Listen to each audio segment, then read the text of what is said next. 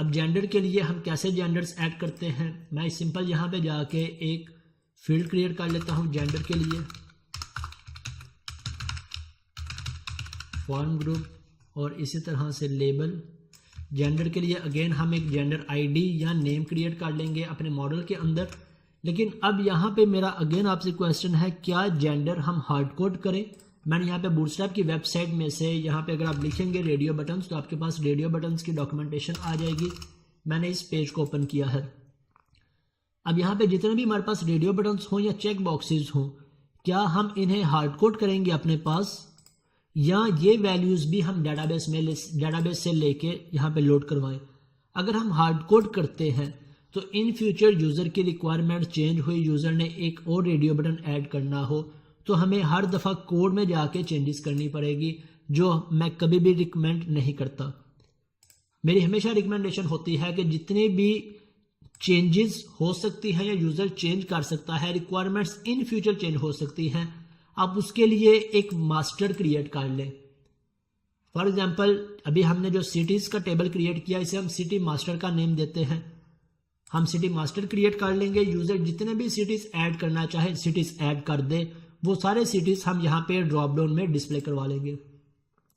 इसी तरह जेंडर, अब यूजर कुछ एप्लीकेशंस की रिक्वायरमेंट होती है हमने सिर्फ 2 जेंडर डिस्प्ले करवाने हैं, मेल फीमेल, कुछ की रिक्वायरमेंट होती है मेल फीमेल नॉट स्पेसिफाइड, या नेट से रेडियो बटन्स किसी और पर्पस के लिए भी यूज करने हैं, जेंडर के लिए यूज नहीं करने। तो हम बजाय इसके के रेडियो बटन्स को हार्ड कोड कर दें, हम ये रेडियो बटन्स का एक मास्टर क्रिएट कर लें, यूजर जितने रेडियो बटन्स क्रिएट करना चाहे क्रिएट कर ले, और हमारी एप्लीकेशन उन सभी रेडियो बटन्स को हमारी एप्लीकेशन में हमारे व्यू में डिस्प्ले करवा दे। इसी तरह चेक बॉक्सेस के लिए भी, कि अगर यूजर इंटरेस्ट के अकॉर्डिंग चेक बॉक्स क्रिएट करना चाहता है, हम कभी भी हार्ड कोड नहीं करेंगे, इंटरेस्ट का एक मास्टर क्रिएट कर देंगे। यूजर जितने इंटरेस्ट क्रिएट करेगा वो सभी इंटरेस्ट हम यहाँ पे डायनेमिकली या डेटाबेस में से लाके लोड करवा देंगे। अभी मैं इन रेडियो बटन्स को डिस्प्ले करवाने का कोड कॉपी करता हूँ और यहाँ पे आके सिंपल इसे पेस्ट करवा देता हूँ। कहाँ पे? यहाँ पे मुझे रेडियो बटन डिस्प्ले करवाने हैं।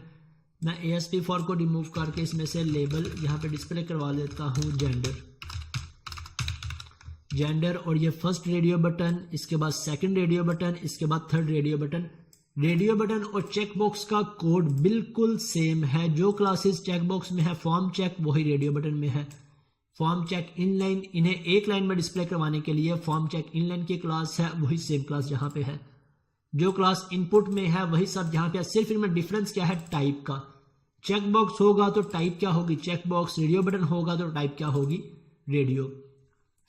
अब यहाँ पे हम ये सारी वैल्यूज डेटाबेस में से लेके आएंगे, सो मैं इन रिपीटेड वैल्यूज को डिलीट कर देता हूँ और ये वैल्यू हमारी डेटाबेस में से आएगी। अब रेडियो बटन के अंदर एक हमारे पास सर्कल है और एक हमारे पास ये लेबल आ रहा है।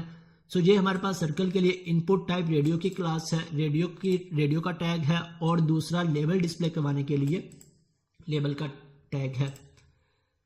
अब ये वैल्यूज या रेडियो बटन्स की या जेंडर्स की लिस्ट डेटाबेस में से किस तरह से आएगी?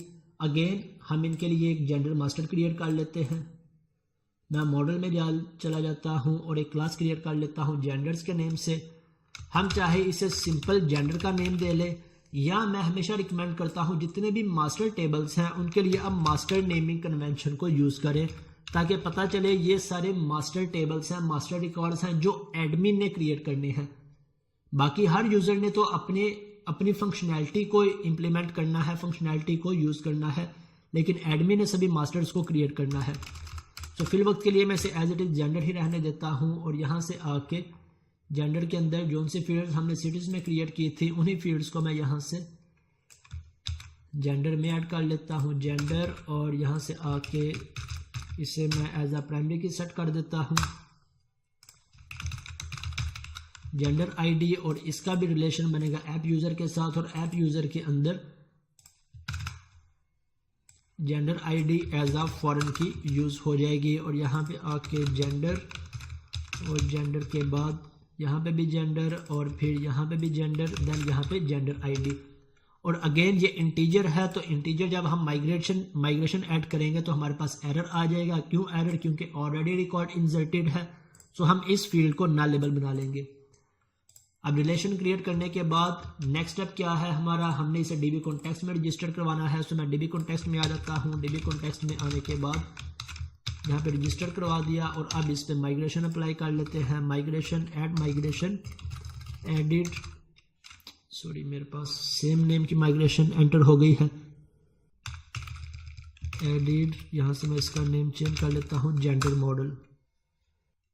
माइग्रेशन ऐड हो गई। अब इस पे मैं अपडेट डेटाबेस की कमांड को एग्जीक्यूट करवा देता हूँ। तो अब मेरी ये माइग्रेशन डेटाबेस में रिफ्लेक्ट हो जाएगी। अब नेक्स्ट स्टेप हमारा क्या है, हमने इसके लिए कंट्रोलर क्रिएट करना है जेंडर कंट्रोलर के नाम से और उसके ऊपर सभी क्रूड ऑपरेशंस परफॉर्म करने हैं। आपकी ये भी असाइनमेंट है नेक्स्ट क्लास की। एक कौन सा कंट्रोलर हो, सिटीज का, दूसरा कंट्रोलर जेंडर का। मैं यहाँ पे आ जाता हूँ और यहाँ से आके से रिफ्रेश करके अब इसके अंदर भी मैं रिकॉर्ड बैकएंड से ही ऐड कर रहा हूँ, लेकिन आपने कहाँ से ऐड करवाने हैं, आपने इनके कंट्रोलर्स के साथ जो व्यूज अटैच करेंगे वहां से ऐड करवाने हैं। सो मैंने इसमें फिल वक्त के लिए 2 ही रेडियो बटन्स ऐड किए या 2 जेंडर ऐड किए, मेल फीमेल। ओके, अब नेक्स्ट क्वेश्चन है कि हमने इसे यहाँ पे डिस्प्ले कैसे करवाना है अपने व्यू में। मेरे पास ऐप यूजर इंडेक्स और इस व्यू के अंदर डिस्प्ले कैसे करवाएं, कैसे लिस्ट पास करें। जिस तरह हम यहाँ पे सिटी लिस्ट पास कर रहे हैं, अगर हम सेम सिनेरियो इंप्लीमेंट करके देख लें, अगर हमारी रिक्वायरमेंट फुलफिल हो रही है वेल एंड गुड, हम इसी सेम सिंटैक्स को ही, सेम लॉजिक को इंप्लीमेंट कर लेंगे। अगर नहीं हो रही तब हम देख लेंगे कि और क्या लॉजिक हो सकती है। तो जो कॉन्सेप्ट हमने इसके लिए इंप्लीमेंट किए सेम हम जेंडर के लिए भी इंप्लीमेंट कर लेते हैं। क्या, सबसे पहले मुझे ऑब्जेक्ट में जाके एक सिलेक्ट लिस्ट की प्रॉपर्टी क्रिएट करनी है। मैं आ जाता हूँ ऐप यूजर और ऐप यूजर के अंदर आके यहाँ से नॉट मैप्ड और इस दफा मेरे पास होगी जेंडर लिस्ट और यहाँ पे आके भी मैं कर लेता हूँ obj dot gender list is equal to और इसे यहाँ से एज इट इज़ कॉपी करता हूँ मैं और यहाँ पे पेस्ट करवा देता हूँ। और यहाँ से सिटीज़ की बजाय मेरे पास डाटा आएगा जेंडर से और सिटी आईडी की बजाय जेंडर आईडी। ओके, अब यहाँ पे आगे कैसे डिस्प्ले करवाएं, मेरे पास मल्टीपल रिकॉर्ड्स हैं। सो मल्टीपल रिकॉर्ड्स के लिए अगेन हम फॉर ईच लूप को यूज कर लेते हैं।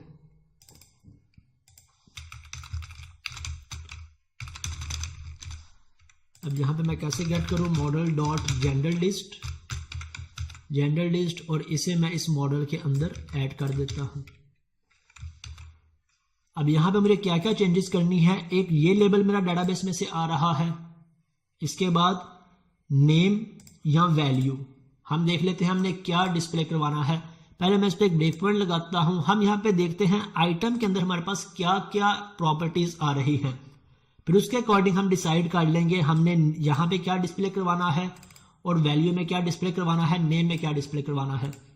मैं लेट से इसे रन करने से पहले यहाँ पे आके इसका लिंक भी ऐड कर लेता हूँ ताकि हर दफ़ा मुझे मैनुअली ऐड ना करना पड़े। और ये मेरा हो गया यूज़र्स का लिंक, एक्शन इंडेक्स और कंट्रोलर कौन सा है मेरा, ऐप यूज़र। ओके, अब इसे मैं यहाँ से रन करता हूँ और क्रिएट पे क्लिक किया मैंने। क्रिएट के बाद यहाँ से मेरे पास आइटम में देख लेते हैं अब क्या लिस्ट आ रही है। मैं आइटम में माउस ओवर किया और इसके बाद मेरे पास ये सारे एट्रीब्यूट्स आ रहे हैं। अब टेक्स्ट के लिए जो मेरे पास जेंडर नेम था वो मेरे पास टेक्स्ट प्रॉपर्टी में आ रहा है मेल और वैल्यू किस में आ रही है, वैल्यू में।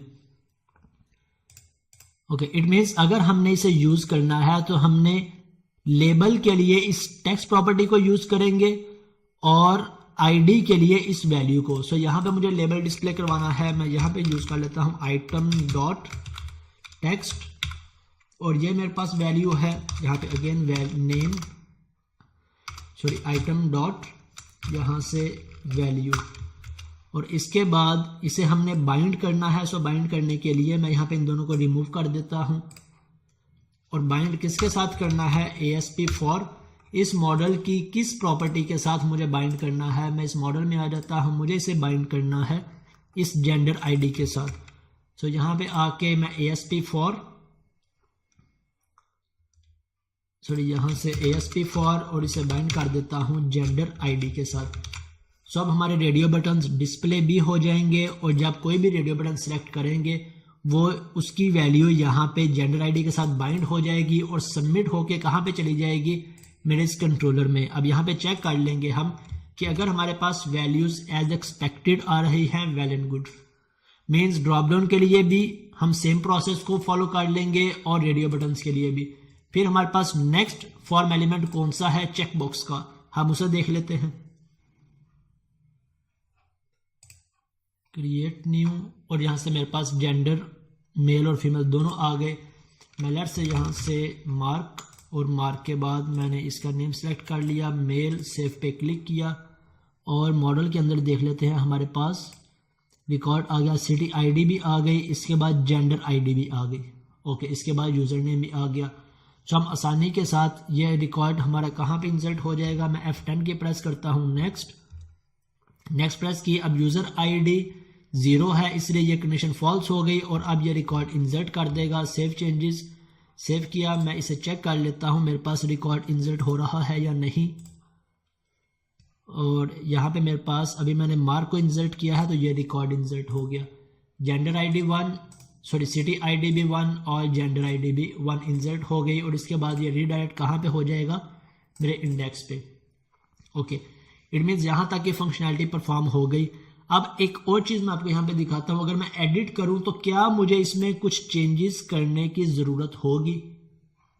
अगर मैं मार्क के एडिट पे क्लिक कर रहा हूँ तो मुझे कुछ भी चेंज करने की ज़रूरत नहीं है। जोन सी ड्रॉप डाउन लिस्ट सेलेक्ट की थी वो सिलेक्ट है, जोन सा जेंडर सेलेक्ट किया था वो भी सिलेक्ट है।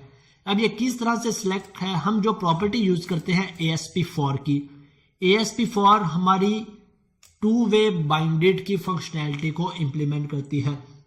2-वे बाइंडेड से क्या मुराद है कि जोन सा डाटा कंट्रोलर में से आ रहा है उस डाटे को भी यहाँ पे बाइंड कर देगी और जोन सा यूजर यहां से सिलेक्ट करेगा वो भी यहां से इसमें बाइंड कर देगी। मीन्स हमें अब एडिट करते वक्त ये परेशान होने की जरूरत नहीं होगी कि हम यहाँ पे इस ड्रॉप डाउन में से जोन सी वैल्यू यूजर ने सिलेक्ट की है उसे ही पास करवाएं, बल्कि ASP4 ऑटोमेटिकली हमारी ये फंक्शनैलिटी परफॉर्म कर रही है, जिसे हम 2-वे बाइंडिंग या स्ट्रोंगली टाइप बाइंडिंग का नाम देते हैं।